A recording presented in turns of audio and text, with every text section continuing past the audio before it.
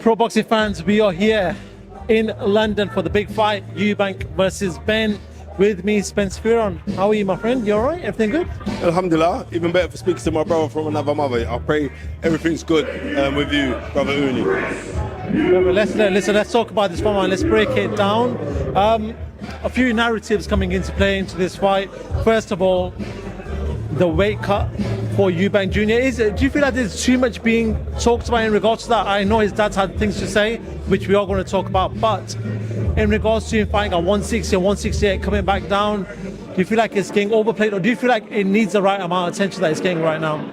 I think Chris Eubank Sr. should be receiving 70 to 85% of Chris Jr.'s money, and rightfully so that Nigel Benn should receive 70 to 85% of Conor's money. The difference is Conor would willingly give that money to his father. You know what I mean? Because he knows the shoes that he's been in, or the shoes that he has tried to fill up. You know what I mean? It's different between the two, not between senior and junior, but we've seen this so much in boxing. When we have the juniors who are participating in sport, Floyd Mayweather famously with his father, with Floyd Sr., Roy Jones Jr. with Roy Jones Sr. We see these things in boxing, and when you're a human being trying to find your own way, these things happen, right? Whether good or bad. I don't like the fact that it was public, but you have to realize that when his father is saying that a 160 fighter should fight a 160 fighter, he's not saying it to the benefit for the benefit of Conor, thinking, Conor, you could get hurt. He's actually thinking about the safety of his son, thinking that my son now is 35 years old and he's coming down in weight. That's the major thing. But in saying that, we don't know what Chris Eubank Sr., where it's coming from. But it can only be coming from a position of love, because that's his child, right?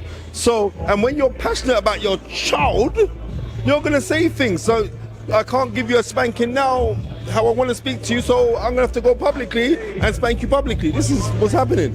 But I'm saying, I was there as a child at the NEC, right? November 18th, 1990, right? It was live on ITV and you had 16 million viewers watching it. 16 million, right? Could you imagine what that would translate in today's terms if it was a pay-per-view?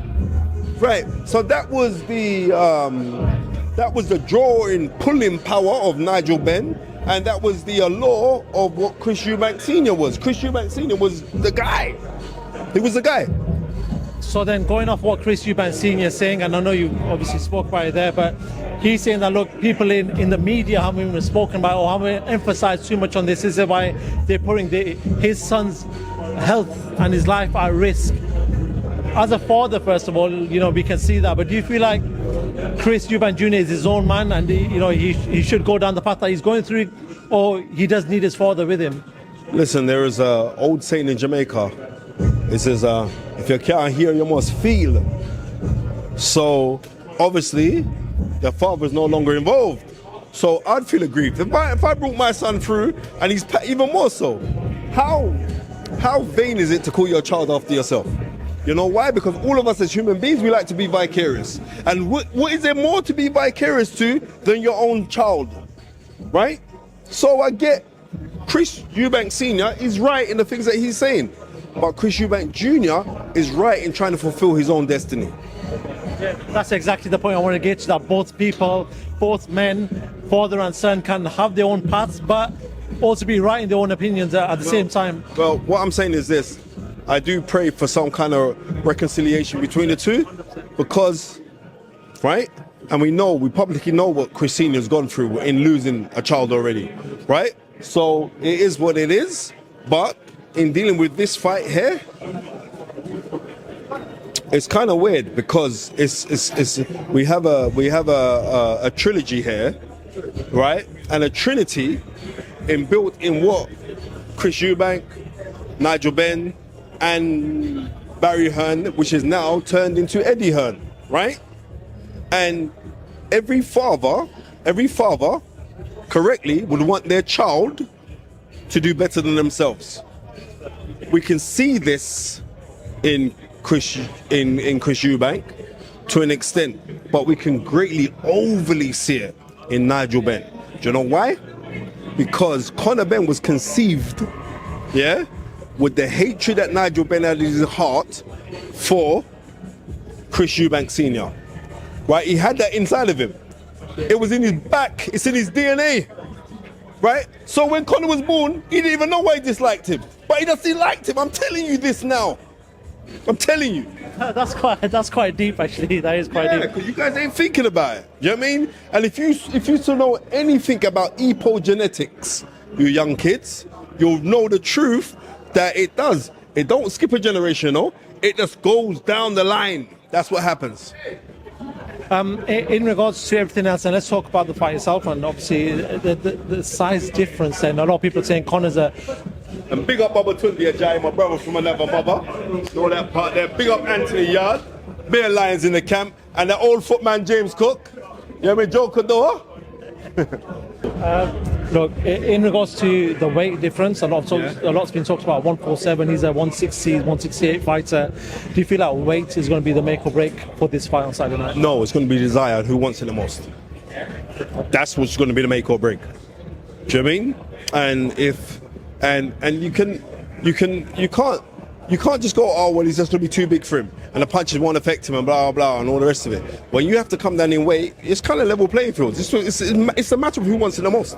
You know what I mean? Because really and truly, I wake up some days and I say to myself, you know what, Chris Eubank Jr. is going to piss this. It's going to be a walk in the park. Then there's other days when I wake up and I say, boy, I'm not too rightly sure Conor could do him, you know, because I watched his last fight, Chris' last fight in Saudi. He was getting clumped with some silly overhand rights.